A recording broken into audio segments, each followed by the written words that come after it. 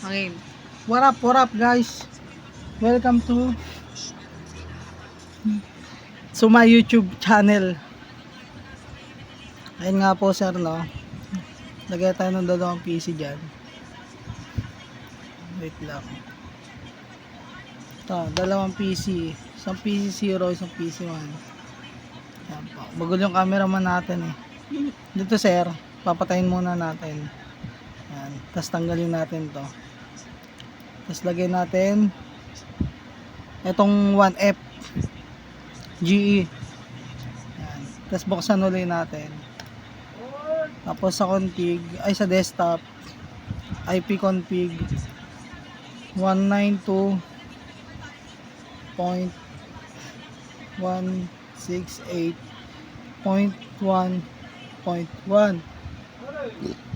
So yun, as you can see, nakita nyo sir, 225.225.225.0. Tama. Ito naman sir, same lang din ang method sa unang ginawa ko. Mali. Patay. Tapos ito, tanggal. Tapos FGE. Yan. Tapos buksan muli. Desktop, IP 192. Dito sir, babaguhin natin ang dulo. Yan.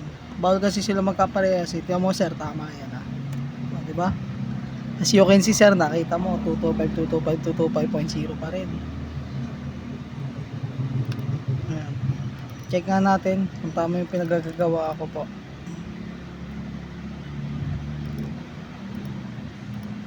Hindi, okay na pala yun. Tapos dito sir, kuha tayo ng fiber optic. Ayan. Dito gigabit ethernet 0 to PC1. Kasi na sir, may maingay na motor.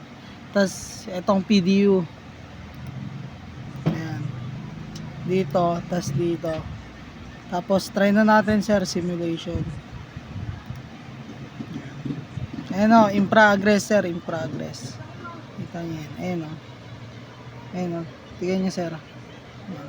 Malabo po. Ayan, successful na pala sir. Thank you sir.